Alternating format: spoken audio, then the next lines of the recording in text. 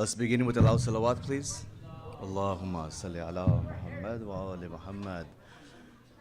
Brothers, can we take a seat? And Brother Taha, recitation of the Quran, inshallah. Salawat. Allahumma salli ala Muhammad wa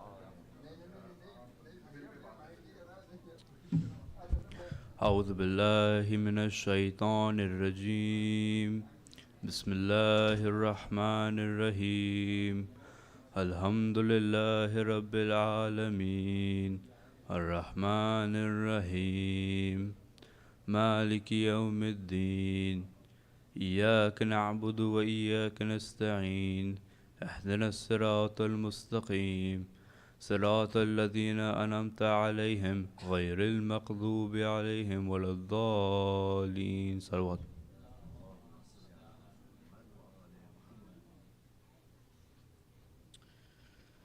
So before I call the next reciter, I just wanted to take a moment to kind of discuss why we're here today, and why these next few nights, and in fact the entire month of Muharram,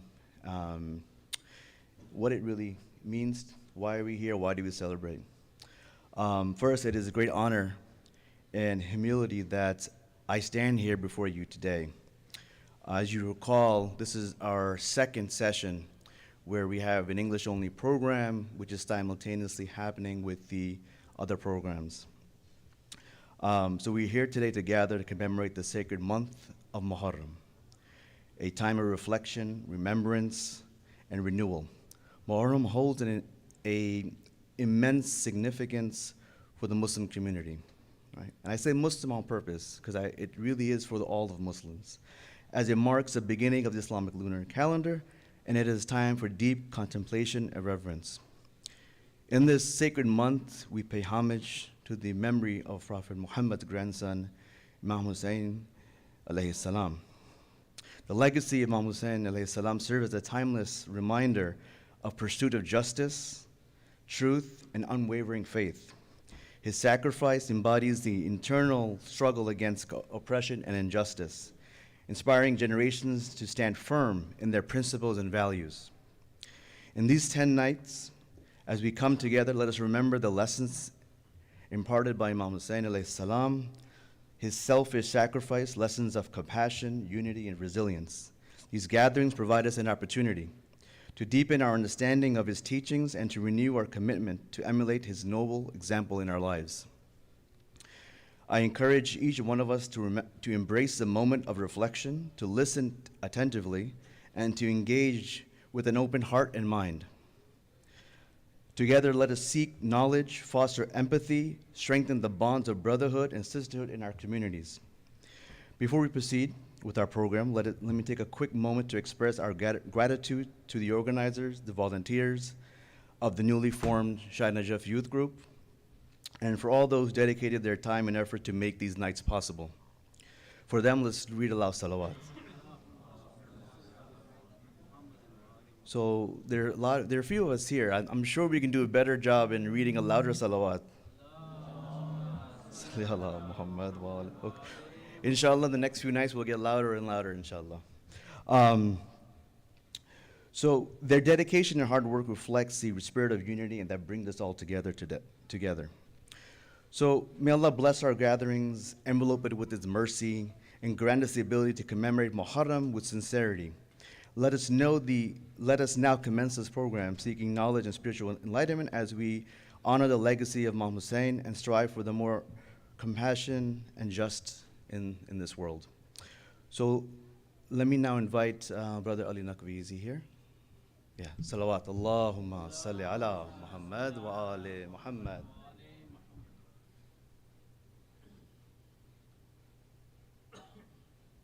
Salawat.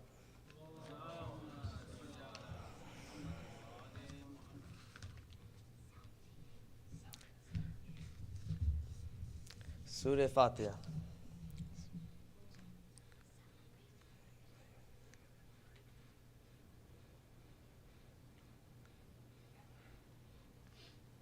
Just some few lines of Marcia.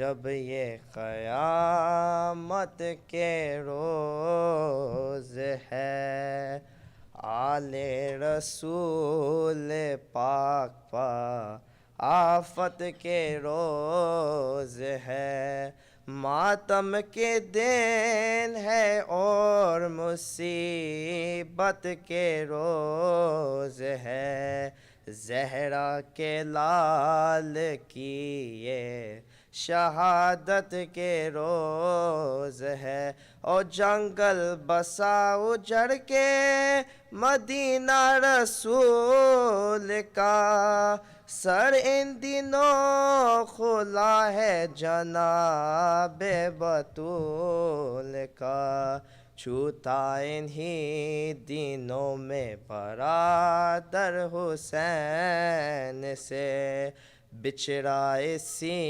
महीने में अकबर हुसैन से, है जुदा हुआ अली असगर हुसैन से, नाहक फिरा है शाम का लश्कर हुसैन से, और 10वीं को इस महीने की आफत वो आएगी, जुज़ आल जो किसी से उठाए न जाएगी, माहे अज़ा की शियों में फिर धूम दाम है, मिंबर अलम जरी का भी एहतमाम है, हर एक इमाम में 12 बुका का मुकाम है, मेहमान में Hussain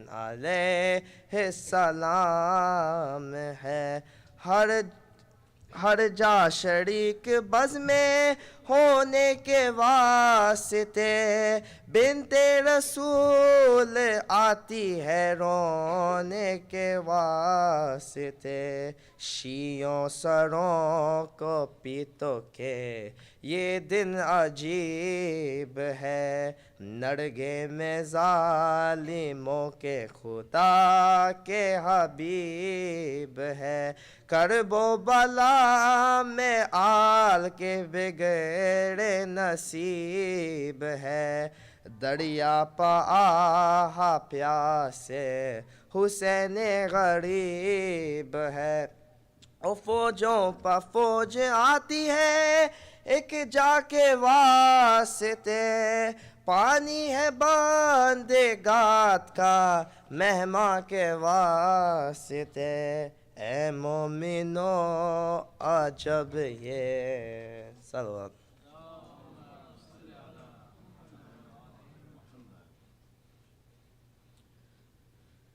Before we continue with the program, those of you who want to recite either dua or Quran, salam or marcia, you can reach and talk to Brother Ali Naqvi. Where is he?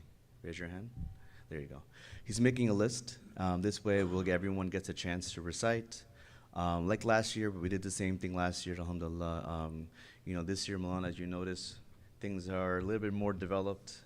Before it was, member came 2 days later, then the Nohas came 3 days later. So inshallah this year, we're progressing, and then we were inspired by last year's program, and that built the momentum where the youth have developed and have taken initiative and kind of organized themselves in a way that they're having events now, inshallah. So inshallah you'll see some differences.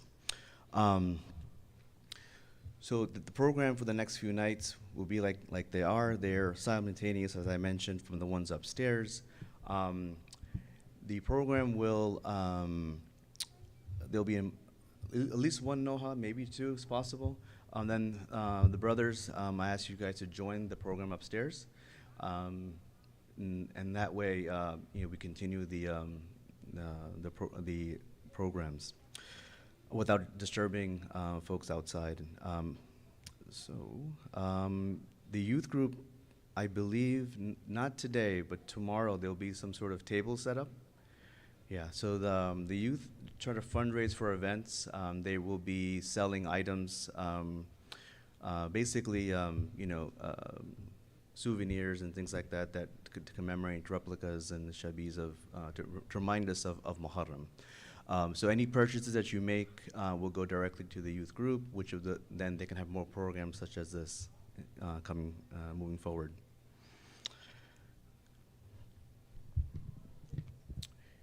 In Karbala's sand, a tale unfolds of courage and sacrifice, a story of old.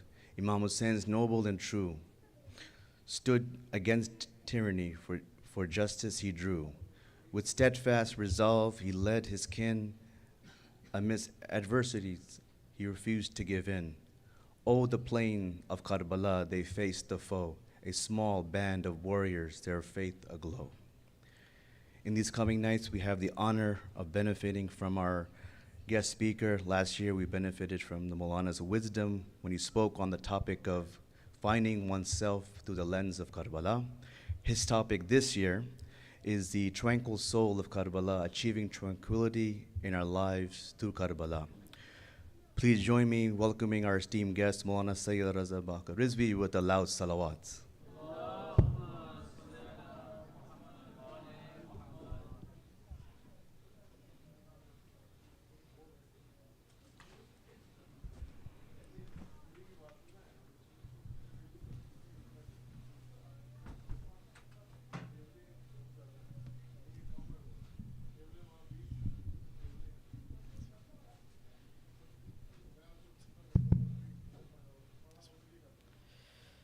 Is your Sarah Salawat?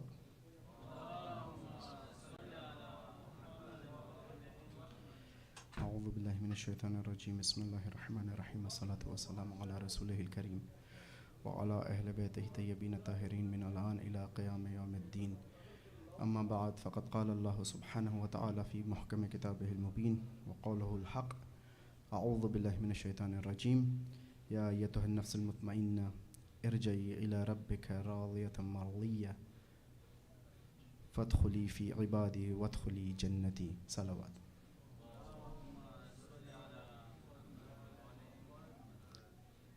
I welcome you on the behalf of the center for the Majlis Azza of Imam Hussein, although I don't know if it's 1st of Muharram tomorrow or not. But the best thing to know and the good thing to know is this, that we are prepared for Muharram before even we know that if it's Muharram tomorrow or not. This is a really good idea, preparing yourself for Muharram. So usually that's what happens, right? I mean, they wait for the moon sighting. If the moon sighting is done, then they start, ayam adha and things like this, and things like this. Even with the riwayat of Ibn Shabib from Imam Raza alayhi salam.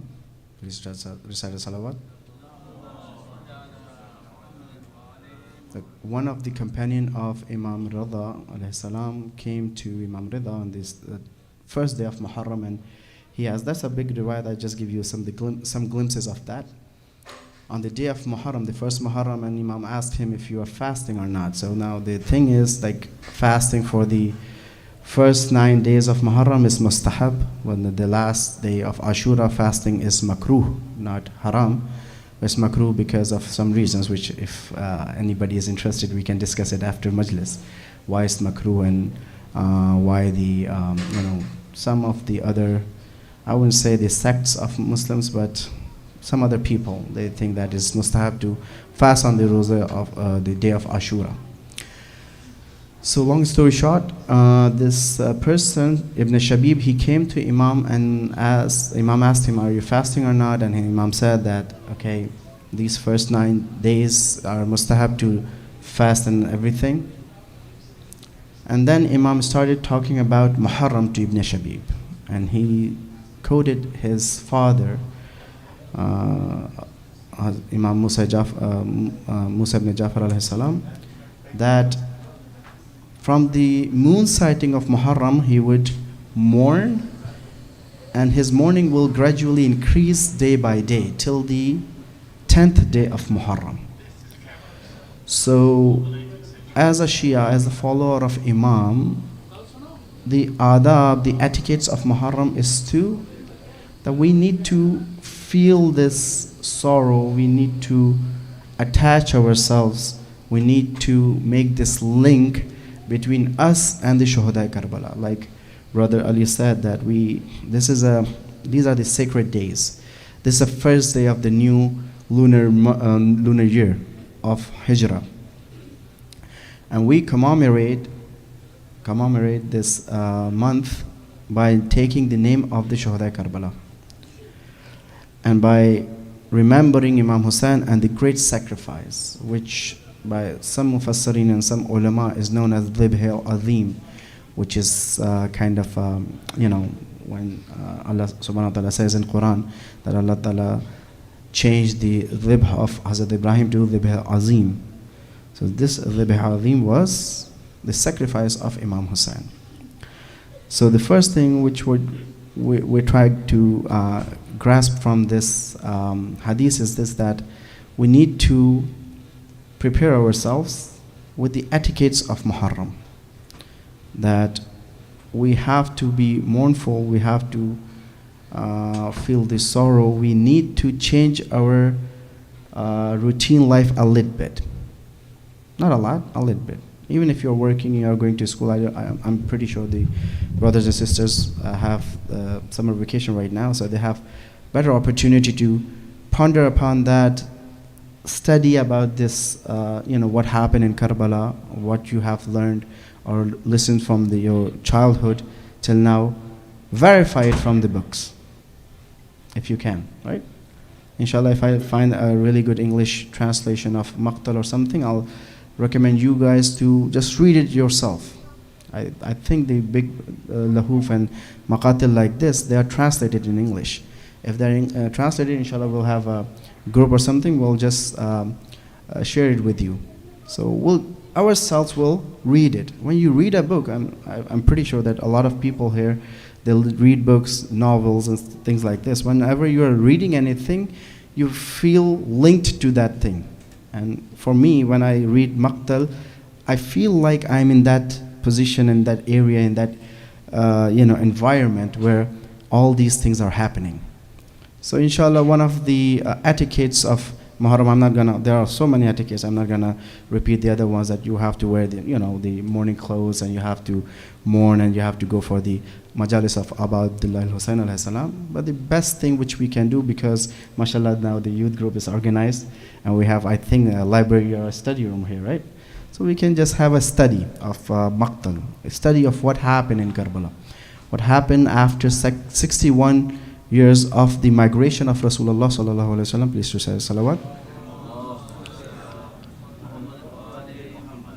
That his grandson was slaughtered, as if na'udhu billah, he was a tyrant, as if he was a person who is revolting against Islamic government of that time. We need to know these, have these questions in our mind, and we need to answer it on our own. So for the youth, this is a really great opportunity. I'm pretty sure you're not working right now. I'm pretty sure you're not going to school. So inshallah, we can discuss it. You can, in the morning time, usually have some time. If you want to call me, or we can go somewhere, we can discuss about maqatil as well. As far as the majalis are concerned, so we are fortunate that I'm fortunate to see you after 1 year, but that's by the same time it's unfortunate that for the whole year I was disconnected with you brothers and sisters. But inshallah, probably we can make something like this, that even if I go back, we can have a contact by a group or by a study group, or we have some kind of like a 1 week programs or discussions or book club thing going on online. So inshallah, we'll suggest that too after this majalis. So if you like me, you'll like that book group. If you don't like me, just come for the discussion. So please recite salawat.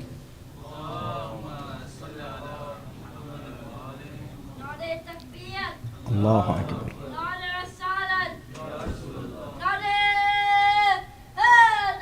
Ya Ali, mashallah, mashallah.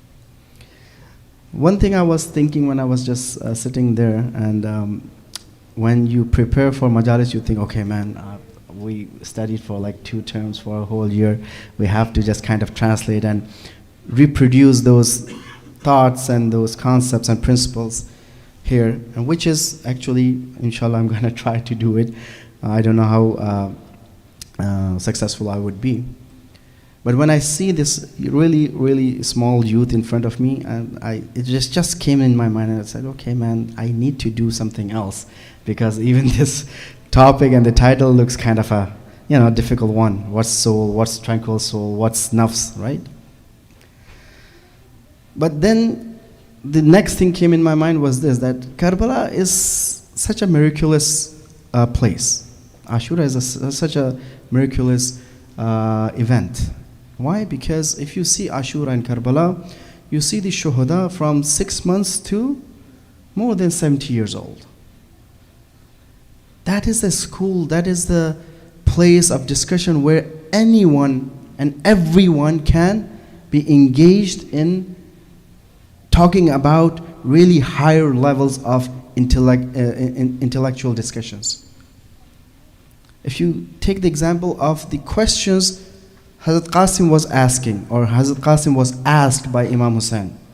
Imam Hussain, he's the representative of Prophet, he's a Masoom. He's asking a child, a 13-year-old child, that how do you feel sacrificing your life for me? And the answer he's giving. So these things are possible, that even our kids who are like 9, 10, 11, 12, 13 years old, they will be able to ponder, and they will be able to understand what happened in Karbala to their level. So this is a miracle of Karbala as well. Just like that we have shuhada from 6 months to 70 years old, people coming in a majlis of Abu Abdullah al-Hussein from 6 years to 70 years old, and they will get what they want to get from that majlis. And this is this is a miracle of the blood of Imam Hussain, which was spilled like in a desert, where they spilled the blood in the way that nobody would know it. Nobody would know what happened here. Just like in today's days, right? The tyrants, the enemies, the bad people, they want to do whatever they want to do, and then they portray it in a different way. So people see, okay, yeah, all the Muslims are terrorists. Right? Because that's what they see. And then these same Muslims, even these same people, even those people who are soldiers, when they go to Iraq and Afghanistan and these places, they see these people, and they say, no, they are not terrorists. Not all of them are terrorists, at least. And they come back and then they narrate these stories that we went there and we saw that we were killing innocent people. We actually bombed innocent people. This is the opportunity which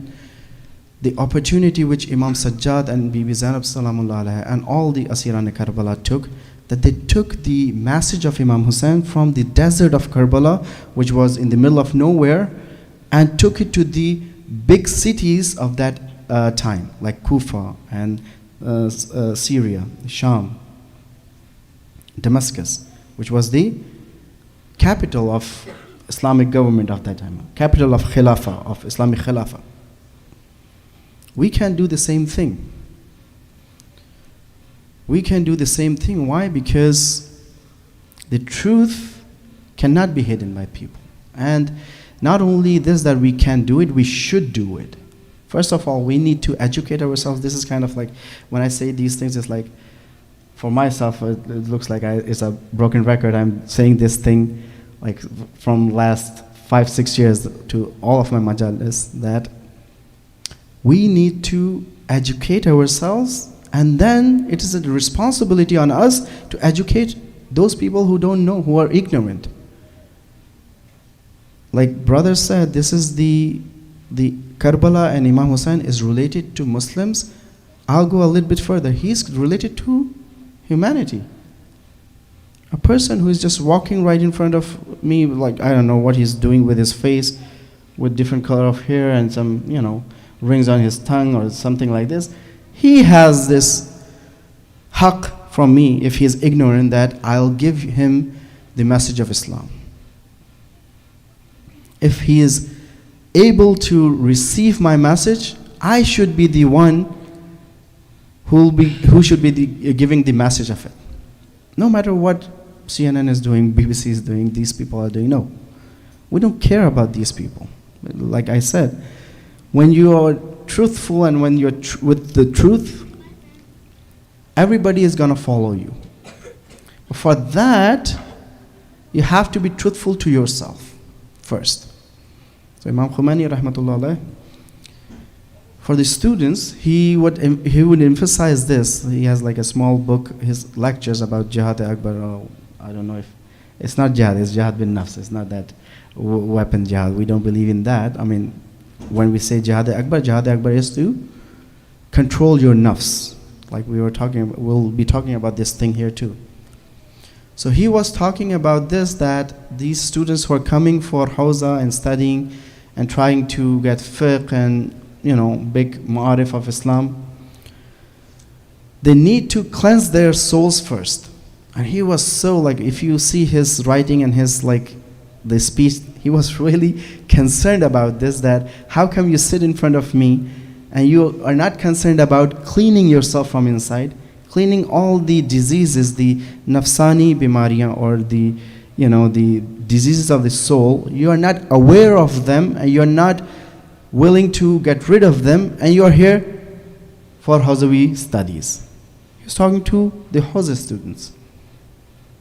Of course, the person who tried to go and get the higher education, Islamic education, he is more entitled, he is more responsible for doing this thing, but it is the wazifa, it is the duty of all of us to cleanse ourselves first, to receive the divine knowledge which is given to us through Quran, Sunnah, Hadith, and Karbala. The message of Karbala is a divine message, brothers and sisters. We cannot carry it, we cannot absorb it, we cannot understand it if we don't cleanse ourselves. If I'm a tyrant from my inside, from my soul is tyrant, he is revolting, the soul is revolting against Allah's laws and Allah Himself,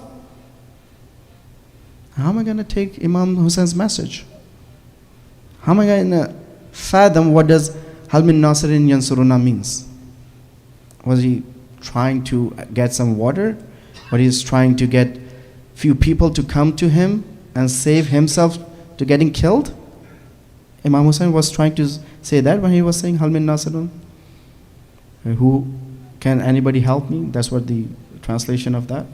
No. The Hal min Nasirin means that who is gonna take my message and spread it? Who is capable of taking my message and absorbing it and learning it and teaching it? This is what Imam Hussein's question was, or his istighatha was. So, just to minimize the tense situation I just created, please recite a salawat.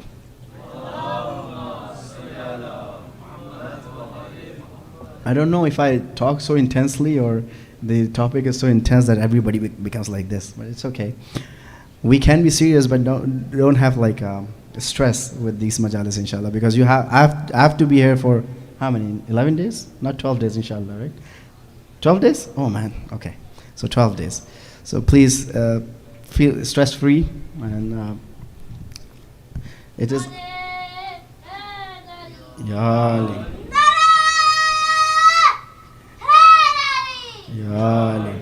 I don't know what the policy of center is about chai and coffee. I usually allow this because, when it becomes intense, people can just have a sip of tea. So, you are allowed to do that. Inshallah, is not going to do the bihurmati of the majlis. You can just don't. Sometimes when you drink tea, you start discussing things. Don't discuss things. Just you can discuss it with me and do whatever you want to do. So the main, I don't know if they announced the moon sighting or not, right? They haven't announced it? Most probably it'll be, the first would be tomorrow, most probably. Or regardless, I just actually flew in today. This morning I was supposed to come last night, but I don't know, they said there was flooding here, and I came here. It was just some rain in the afternoon, that's it. I have to sue Southwest now. Please just salawat.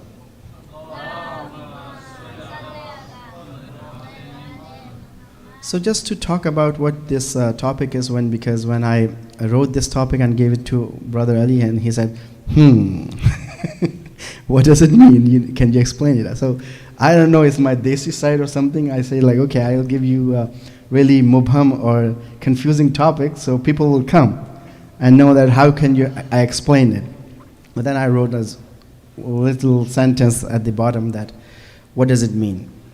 So tranquil soul is kind of a translation. I don't know. The translation is really tricky, brothers and sisters. I mean, the terminologies we have in Quran and Hadith, they are really heavy terminologies, and they should be explained. So the tranquil soul is translated of the nafs al-mutma'inna, which is present in the same ayat I just recited of Surah Fajr, the last ayat. But again, when you go and talk about the mutma'in, itminan, and nafs al-mutma'inna, it has a lot of weight, a lot of explanation to be done. That's why when you say the tranquil soul, it's not like it's gonna be self-explanatory by itself. You have to come down and explain the word by word, the terminology, and how is it written in Quran. So inshallah, even if I'll say that that's what we will be trying to do in coming days, that how to explain or know the terminology of Quran. What does nafs means? What's nafs mutmainna means? How does it translate it in or explain in philosophy, Islamic philosophy? How is it explained in Islamic irfan? So irfan and philosophy are two different branches of Islamic studies. So inshallah, I hope it's not gonna get that heavy, because the problem is, even if it's heavy or not, it is really important, brothers and sisters. I mean, again, coming back to what we have discussed before, that the cleansing of our hearts and soul is the prerequisite of anything we do in this world. Anything. Anything. Not only Islamic or Mazhabi things. Anything we do in this world, we have to be real to ourselves. Just like a person who wants to, let's say, well, I always give this, they say examples that you want to be engineer or doctor, right? I don't know the other one. Okay, computer engineer, a little bit forward. What else? What else we do here? An artist? A writer? Any writers here? Want to be writer? Journalist? Whatever you want to do in your life, right? These examples are engineer and doctor. If you want to be a doctor, you have to have a mindset of that, right? You have to study that many years. You have to do these prerequisites of that. You want to be a good businessman, you have to have that mindset of a businessman. And don't think that a businessman says 4 into 4 is 5. No, not that kind of a businessman. That's a wrong businessman. 2 into 2 is 5. The point is that whatever you want to do in your life, you have to be prepared for it, mentally prepared for it.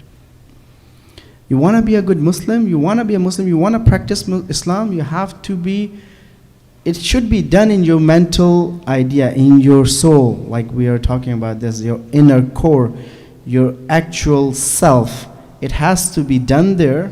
You have to talk to yourself about this, that I have to choose this path and I have to start my journey to this path. And I have to be a little bit blunt here. And if I cannot do that, it's better not to lie to myself, right?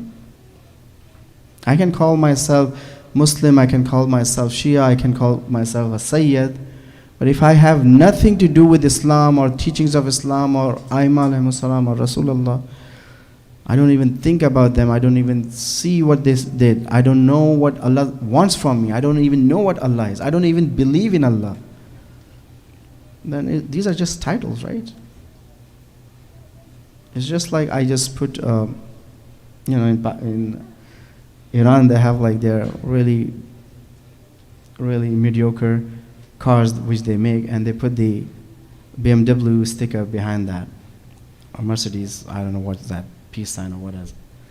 Why? Because they don't want to, they cannot be like this, but they just want to show that we are like, this car is like that great German car.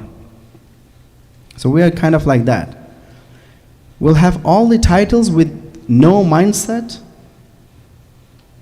and no like practical knowledge or practical belief that I have to walk this path. Similarly, Karbala is like this. If I am coming here for Azadari just because it was a Azadari started by my forefathers, and I saw my father taking me when I was like a 6-year-old kid or 5-year-old kid. And it is kind of like something which reminds me of my childhood, or which is I got used to do. Then I'm not saying it's not going to be beneficial. It is going to be beneficial, but not to that extent. To the extent which Allah subhanahu wa ta'ala asks us to get benefit from this Azadari. Please recite salawat.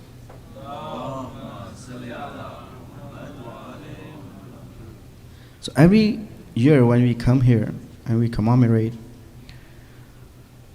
the Shahadat of Shuhada Karbala and the event of Karbala, we need to ask these questions to ourselves. And alhamdulillah, this is a good opportunity because we are entering Muharram, probably not entered Muharram yet. Okay, these 10 days, okay, just 10 days, not 2 months. It's too much for me. Just 10 days, let's say. What am I going to do in these 10 days? And why am I going to do these things?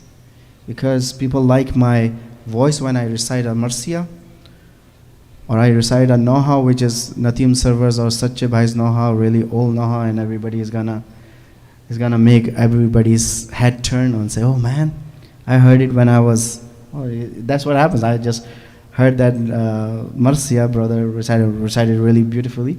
It took me like when I was 7 years old.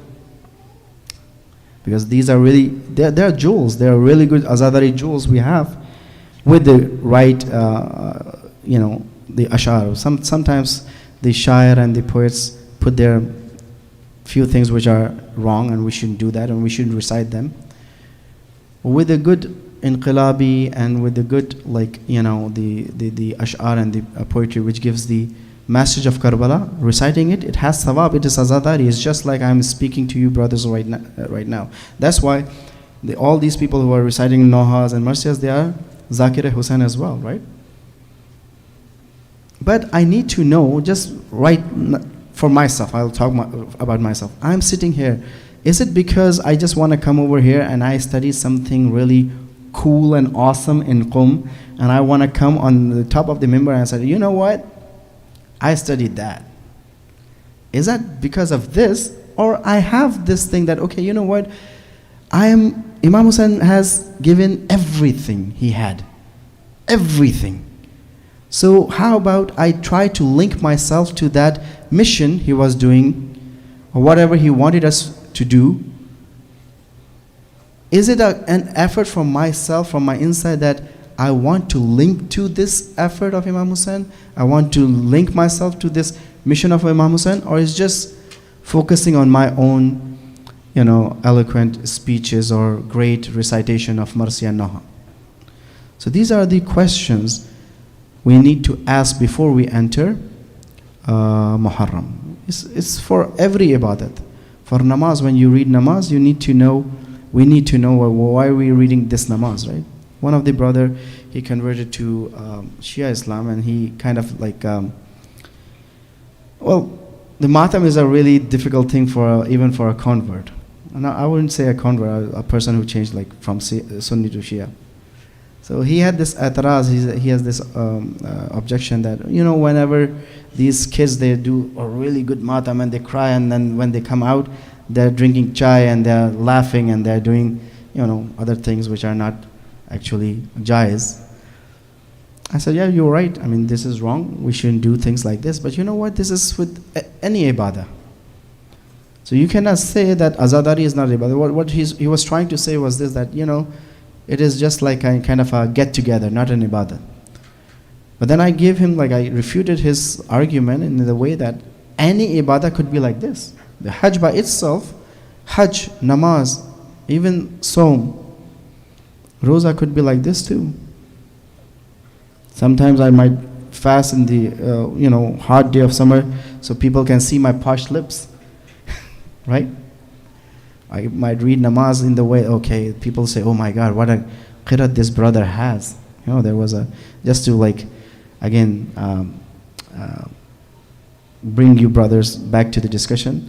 One more small story, that there was one brother, or I wouldn't say brother, a person was reading namaz in masjid, and he heard someone just came. And in old days, the doors of the masjid were open, so anybody can come anytime. So while he was reading namaz, he was doing his nafla, long nafla and everything. He just, sometimes when you're even looking in front, you can feel that somebody is behind me. So he felt that.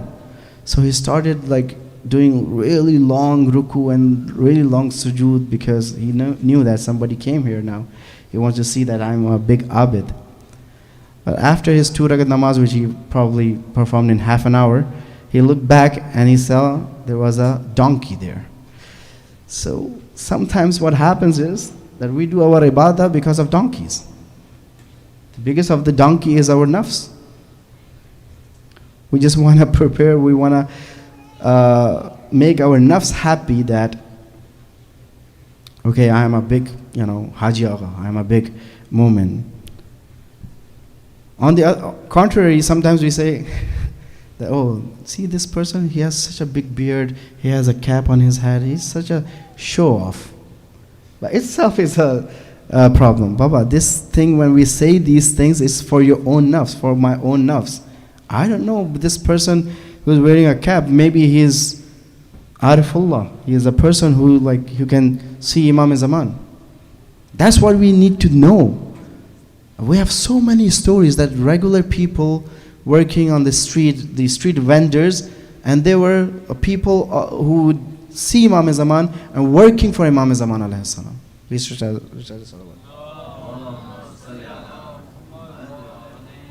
So what I can be sure of is of my nafs, of my own self.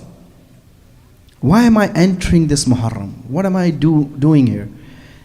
I was just listening to one of our asatid, and he said from the first Muharram till the 10th Muharram, I need to write down, or at least have a mental note of how did I enter this 10 days, and how am I leaving these 10 days. If it's the same, then there's always tawbah. We can do tawbah and come back to Allah subhanahu wa ta'ala. But alhamdulillah, we are preparing ourselves before Muharram. So yeah, inshallah, not only knowledge-wise, but our inner core-wise, our amal-wise. One of the brother, he was my colleague, and he made a really good point. Somebody put his clip, and he said I'm just gonna quote him, that for years and years we come and sit in majalis, but we have the same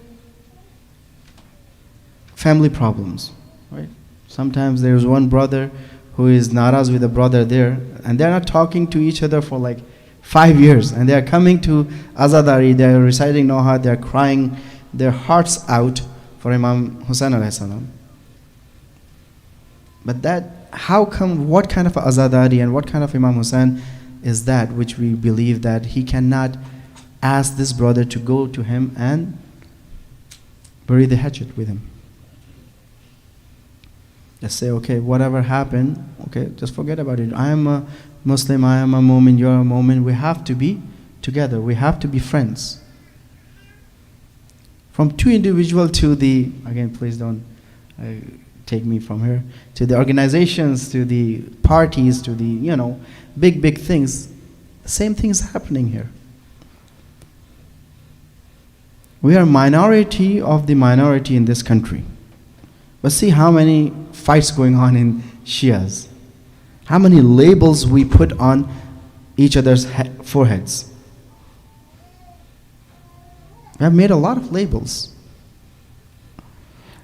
Imam Hussein was not like this. Again, well, we'll discuss about this in detail. It doesn't mean that I'll be open for everyone and I can talk to anyone even if you're zalim or something like this. You have to have red lines, you have to have your boundaries, you have to have your do's and don'ts of Islam. But after that, you have to be open to everyone.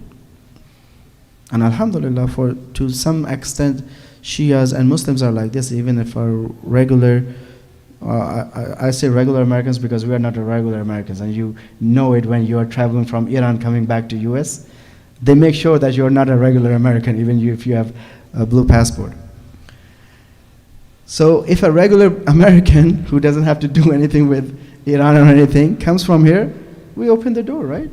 And this is, alhamdulillah, why do we do that? Because we know. Did you see these videos that they showed in Karbala that even the Christians missionary were going for the ziyarat of Abdullah Hussain? Even I think Hindus were going there too. Because the Dar of Imam Hussain, the Bab of Imam Hussain is open for everyone. Open for dialogue, open for, again, it doesn't mean that, I'm not talking about the pluralism here. Well, we're going to discuss in detail about that. No, it doesn't mean na'uzubillah. Imam Hussain was so steadfast on his principles that till the end, they said, okay, do the bay'ah. He said, no, till the end. Till the last time he came out, they said, okay, do your bay'ah and you'll be, nothing's going to happen like this. But he said, no. His principles, the Islamic principles are like this. But after that, you're open for everyone. How about we are open for Christians and Hindus and Ahl Sunnah brothers, but not for our Shia brothers? Because we already have a mental label in our mind. And we just put it on his forehead. Okay, he is follower of this Haji Agha, he is follower of this. I wouldn't say Maraji and Na'uzubillah, because Maraji are not like this. Sometimes the followers of them, so-called followers, they just paint themselves like this. They're not like this. Alhamdulillah, if you see that we are sitting here in North America after so many years and we are talking about Imam Hussain, is because of the efforts which Imams made, and after that the ulama made. Ulama has made a lot of efforts to bring this Islam to us so we can practice it freely in this world, which is, majority are non-Muslims. So we have to be thankful to these maraji, these ulama, these people. They have haqq on our, on us. They have the rights. It was not easy when people were getting killed left and right just because they were saying the name of Imam Ali. They were killed just because they were related to Rasulullah and they were Sadat. It was not easy. This Islam which we are kind of enjoying right now easily, after that we have a chai and everything, it didn't come to us that easily, brothers and sisters. So we have to carry it. And when you carry it the right way, you're going to see the challenges from the enemies. Whenever you're going to try to follow the real path of Karbala and Imam Hussain, you will see the challenges. But again, Karbala comes there to help you there as well. What worse can happen to me or my family which happened to Imam Hussain? Which has not happened to Imam Hussain. Right? Provided that he was Imam. One of the discussion would be this, that when we try to know Karbala, the problem of not knowing the real Karbala is this, that we don't know the personality of Imam Hussain. We don't know the maqam of imamah, the position of imam. If we know the position of imam, then we would know what the shahadat of Imam Hussain was what. When we say that, may my life, my wealth, my children, my parents sacrifice for Imam Hussein, that's nothing. The maqam, the position of Imam and Imamat is far, far, far, far higher than that. Unfortunately, when we commemorate Imam Hussein, it's like, I think I mentioned it last year as well. It's like in Urdu we say bechare, right? Bechara, nauzubillah. A person who didn't have anything, any other way, but he was just killed and slaughtered in a really brutal way. And I feel sorry. Please use salawat. I cry for Imam Hussein just why? Because I feel sorry for him. Na'udhu. This is if you see the tahrifat, the getting astray from the real path of Karbala, one of the biggest one is this, that we didn't understand the personality of Imam Hussein. We didn't understand the imama.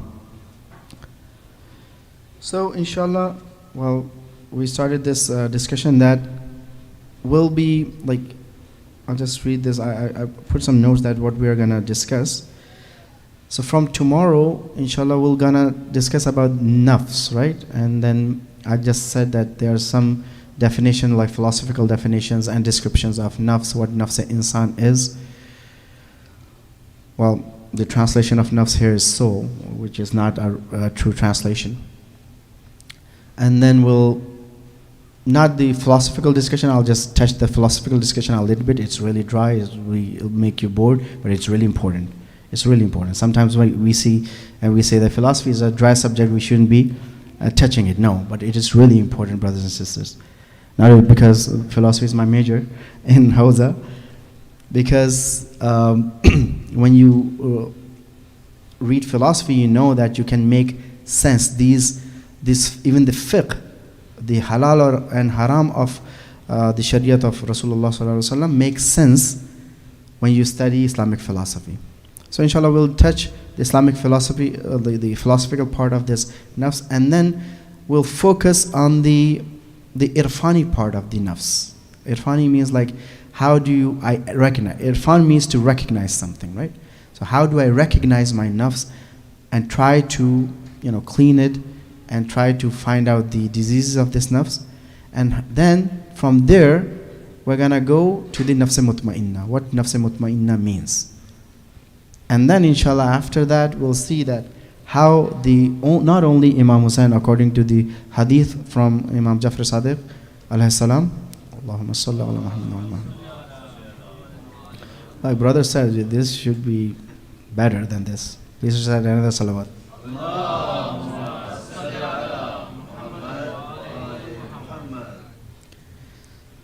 So inshallah, he said, Imam Jafri Sadiq alayhi salam said that not only Imam Hussein was nafs mutmainna, but all the martyrs of Karbala, they were all nufus mutmainna. They were all souls who were tranquil, who were in peace, even when they were going to the really, really brutal war where they were, sometimes people say that we need to censor Karbala a little bit too. It's too brutal. Well, sometimes when you change the time and space, things changes. Maybe it's right. Because in old days, even in Arab and Iranian culture, they don't care about this brutality, which, is showing blood and stuff like this. But maybe in modern time and days, they went there and they sacrificed their lives, but they were mutma'in. They were in tranquil. They were in peace. Their souls were in peace. They were confident. They knew what they were doing. They knew which path they chose. They had no shak. They didn't have any doubt about what they were doing. And this is what Karbala wants from us.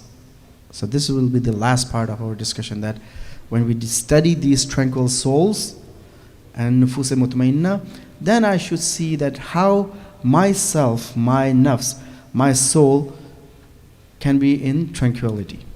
Or it is right now or not. When Allah subhanahu wa ta'ala says Allah bi dhikrillahi tatma'innul qulub. Does it do it or not?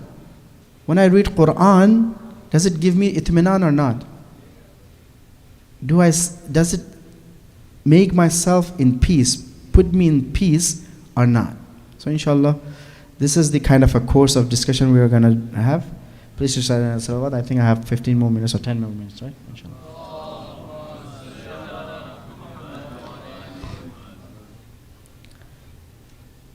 I was thinking of saying the adab of Ashura because again we didn't come to the Muharram, the beginning of Muharram yet.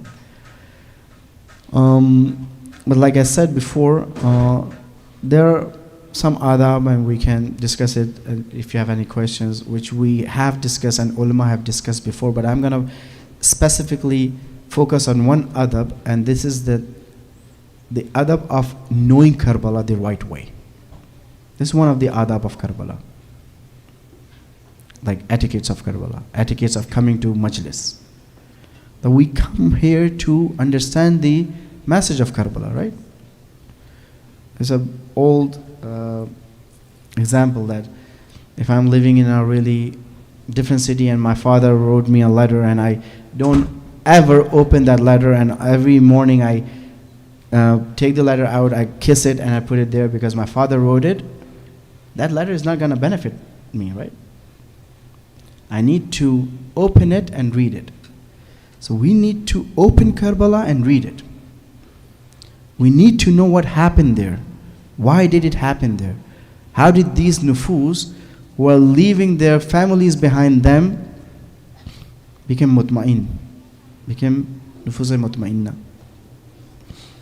So before we, and this will be in the course of discussion, right? To know the real Karbala. Like I said, that to know the real Karbala and the message of Karbala, we need to know the personality of Imam Hussein first. So this discussion and these questions would be solved as we discuss about the personality of Imam Hussein alayhi salam. But right now, today, I'm going to just mention few problems of not knowing the real Ashura, or the way we perceive Karbala and Ashura. What are the problems and what are the kind of like mistakes we make? The one of the mistake, please recite salawat.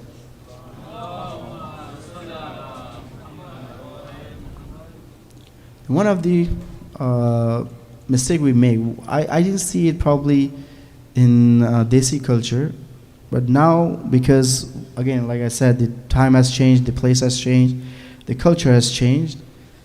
One thing is this, that we detach ourselves from Ashura and Karbala and Imam Hussein, and then we try to analyze it. Now, for study purposes, there's nothing wrong with it, right? For azadari, there's something wrong with it. There was a discussion that should azadari be done like this, like with the matam and marsiya and speeches like this on a mimbar, or just a open panel discussion. So there were a lot of people that, if you go for open panel discussion, it has more benefits there. But this is kind of like we call it afrad or tafrid. It's like going on the far right hand or far left of the right path. Just the way that, the traditional azadari, where we don't understand anything, from poetry to the speeches, and we come back home knowing nothing, understanding nothing, learning nothing, is wrong. Similarly, just making azadari and making the discussion of Ashura as an intellectual discussion is a problematic as well. Remember that, like, if I am discussing this with a Hindu, with a person, or just for my own sake to study Ashura and Karbala, that's all well and good. But this majlis, this azadari, the same way which is happening right now, it is recommended by ulama. I remember like 2-3 years ago, on a radio, I was hearing Imam Rabba's speech, or it was a speech of somebody was quoting him, that he said that we need to continue azadari in the traditional way. So traditional way is this, and even if you go to Karbala and Iran and India and everywhere where we have like Madamdari, we have these things. Why? Because Karbala is not only an intellectual discussion. Karbala is something where you have to involve into that thing. Because when you cry and you feel the pain of Imam Hussein, you're kind of attaching yourself, your inner soul, to the soul of Imam Hussein. Have no doubt about this, brothers and sisters. When you feel pains thinking of those things and listening to the Messiah of Abu Abdullah al-Hussein, this pain you feel is the connection with Imam Hussein. And it cannot happen if I detach myself or have only a dry discussion about that. Well, okay, was his movement was political movement or a religious movement, or why Imam Hussein did that, why didn't Imam Hassan do that? These discussions are important, but not in this member. It doesn't mean that we cannot discuss it like this. It means that we have to, even if we have to do those discussions, we have to do with this member and with this Azadari, and after that with the Masai. The second problem with is this, that there are few things which are really which are known, and few things which are vague about Karbala and Ashura, right?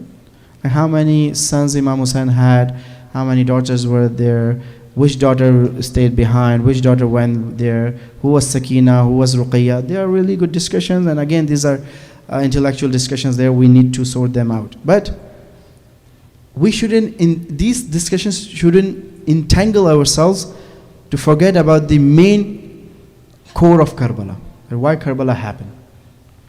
Like I sit over here and I just try to prove that, okay, Ruqayya was not Sakina and Sakina was not Ruqayya and this and that for 2 hours. I think it's not beneficial. That's not beneficial. We need to, in these 10 days, we need to know why Imam Hussein did that.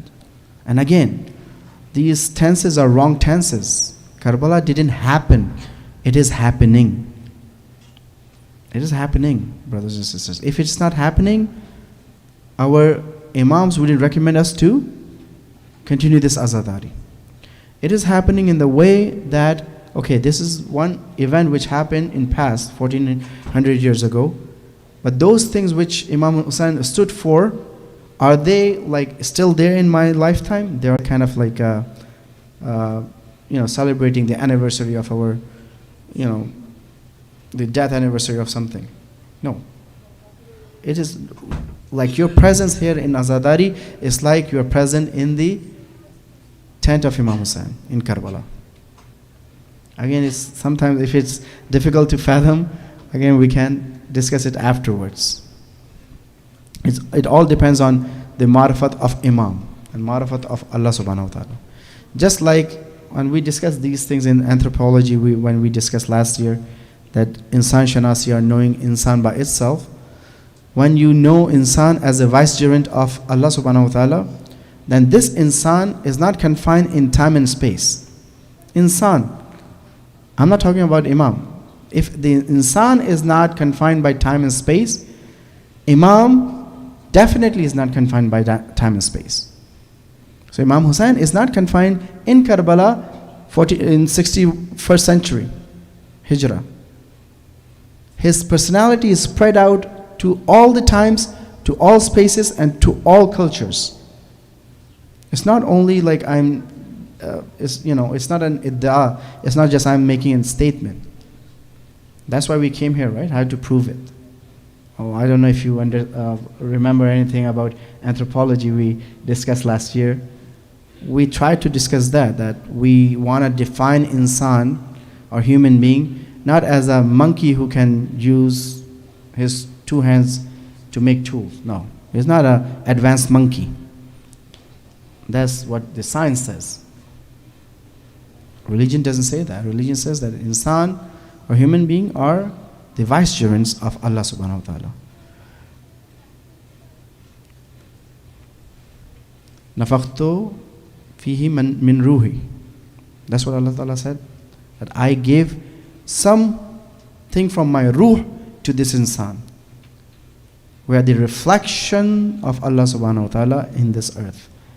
So when we know ourselves, that's why it was kind of like a step up that we try to understand what insan is in the last discussion. Now we are going to do the Imam Shanasi or Imam Hussain Shanasi. Please recite the salawat. There are 2-3 more points which we make mistake in when we discuss Karbala, and the last point was again the same point which I discussed before, that because we don't know Imam Hussain, we don't know Karbala. We see Imam Hussain and his progeny and those people who actually helped him as regular people. They were good religious people. They were coming to masajid, reading namaz, and all of a sudden they said, okay, this Imam is, lonely. I'm going to go there. I'm going to help him. And they were brutally killed. And I cry because the brutality was shown to him, or he was thirsty. That's one of the problems. I'm not saying, so these problems are not like this, that they are not true. But if we confine Imam Hussain and knowing Imam Hussain to only this thing, then that's problematic. I mean, that is true that Imam Hussain was thirsty. That is true that he was killed brutally. That is true that these people were saying La ilaha illallah and was trying to cut the head of Imam Hussain as soon as possible. Even saying that, kill Hussain so we can read our Asr namaz, and the namaz, the time of namaz is passing. Do it before Maghrib so we can read our namaz on time. That's a big problem. That's a big problem, that this is the mazlumiyat, the real mazlumiyat of Imam Hussain. The people are saying La ilaha illallah and cutting the head of Imam Hussain alayhi salam. But the Karbala didn't start on the day of Ashura. It started long time ago. Long time ago. We're going to discuss that too. But for just Masaib's sake, you can see that when we just commemorated these days, right? Ghadir and Mubahila and, these days. When people forgot those days and forgot what Imam Ali and Bibi Fatima Salamullah alayha were, because of that, Karbala happened. Ayatollah Jawad Amali said a really good sentence, that people who see the Quran on the spearheads, which happened in Jang Siffin, and then they get they become fooled. They are fooled by seeing the Quran on the spearheads. Soon they see the head of Imam Hussain on the spearhead. We have to be intelligent, brothers and sisters. We need to know that how Muawiyah and Bani Umayyah and all these people, how did they systematically put Ahl Bayt alayhimus salam on the side. What happened in Medina? What happened to Bibi Fatima? Why? They were they were about to kill Imam Ali, when Bibi Fatima came and saved Imam Ali. So this happened right after Rasulullah. That's why we need all these Ayam Fatimi, and all these discussions should be in our minds. Again, we shouldn't say it in front of our other brothers, because there are few sacred personalities, we shouldn't take their name. But we can say this and pose this question, that what happened to the only daughter of Rasulullah after his death, his passing away. But the Karbala starts from when on 27th or the 3rd of Shaban, 27th of Rajab or 3rd of Shaban, when the Muawiyah passed away. He passed away 27th of Rajab, and Imam Hussain was summoned to the court of Walid. He was the governor of Medina. He asked Imam Hussain to do the bay'ah of Yazid. Imam said, okay, you come tomorrow in the public and I'll tell you what I'm going to do. They said after that Imam left the court and he went to the qabr of Rasulullah sallallahu alaihi wasallam. And just like when the Hussain was a small kid small child and used to come to Rasulullah for comfort. And Rasulullah would prolong his namaz. Rasulullah from his grave was comforting Hussein again.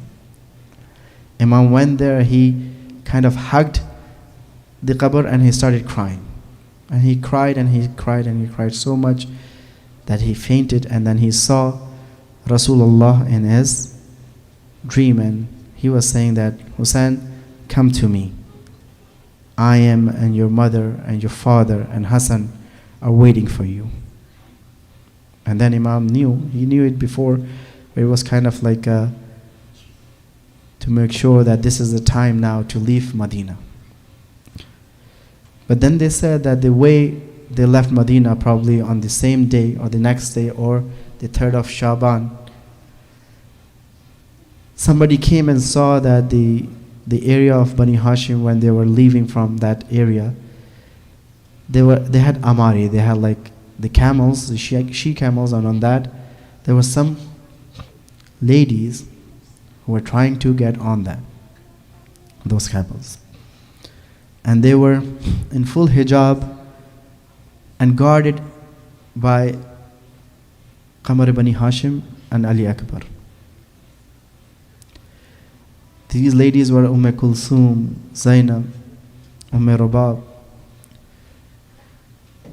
But brothers and sisters, when these ladies, when they were leaving Karbala, there was no Abbas to help Zainab. There was no Ali Akbar to help Zainab. You know what they were trying to do? They were saying that just get on this camel without any support as soon as possible. And when they were trying to cry, they were whipping them. And with Bibi Zainab, they were actually using the spearhead to make her wounded. And when this qafla, when this caravan came back to Medina, the Ahl Medina saw that there was nobody, but there was a really old man who is coming in front of this caravan. They didn't recognize this old man because Sajjad was just 25 to 30 years old. What happened, Sajjad? Why are you so old now? I believe that Imam Sajjad said, you were not there in Karbala when I saw my 18 Yusuf slaughtered in front of my eyes. When they didn't let me cry on the grave of my father. When I saw that people were taking the bodies of their beloved, but my father's body was on the ground of Karbala, trampled by the hoofs of the horses. You were not there when I was in Kufa. I had to deliver these speeches. I had to see my amme, my puppy, my aunt delivering this speech in front of a drunken man in Syria. Brothers and sisters, if any na-mahram, if anyone would try to talk to your wife or your sister, you will come and talk to him and say, no, talk to me, instead of talking to them. But imagine Sajjad seeing that Yazid al-La'in taunting Imam Hussein, taunting Ahl Bayt alayhi salam, taunting Bibi Zainab, and Bibi Zainab is standing in front of him and answering his questions and refuting him. سَيَعْلَمُ الَّذِينَ ظَلَمُوا أَيُّ مُنْقَلَبٍ يَنْقَلِبُونَ مَاتَ Hussein.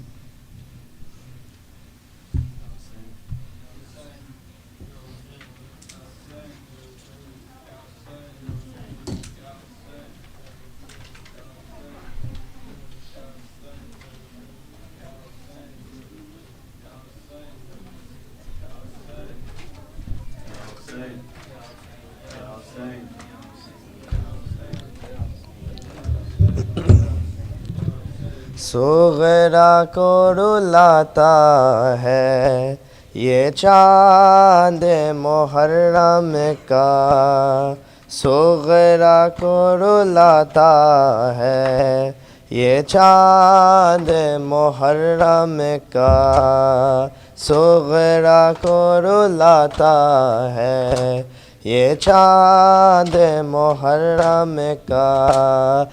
जब सामने आता है, जब सामने आता है ये चांद मुहर्रम का सुगरा को रुलाता है, ये चांद मुहर्रम का सुगरा को रुलाता है, ये चांद मुहर्रम का।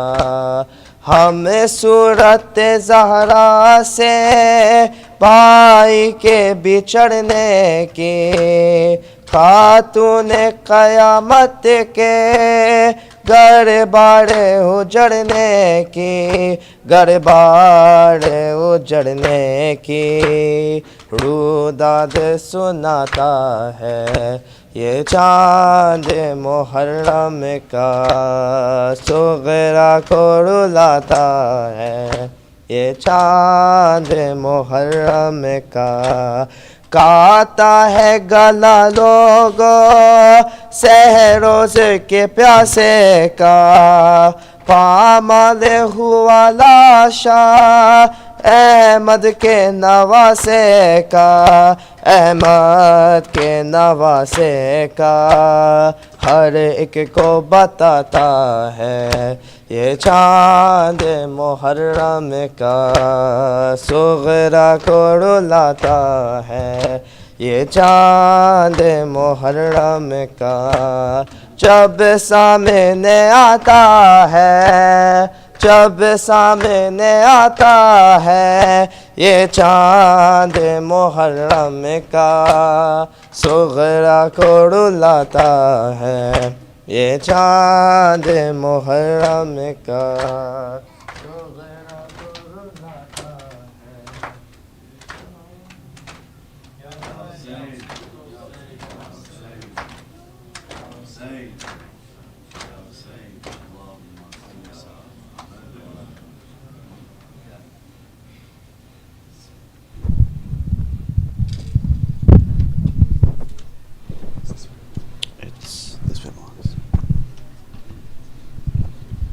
متوجه زيارت.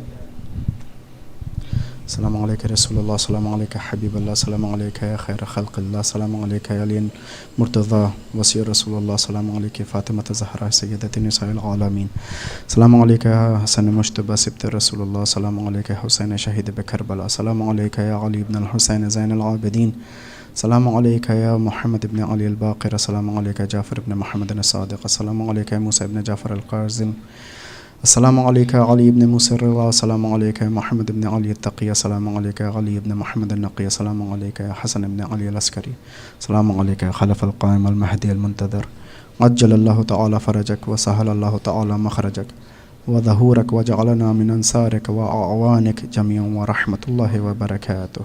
اللهم صل. بسم الله الرحمن الرحيم. اللهم كل وليك الحجة بن الأسد صلواتك عليه وعلى آبائه في هذه الساعة وفي كل ساعة واليوم وآخذا وقائدا وأسرا ودائيا وعينا حتى تسكنه أرزق الدواء وتمتكه فيها طويلا برحمتك يا أرحم الراحمين. نادي حيدري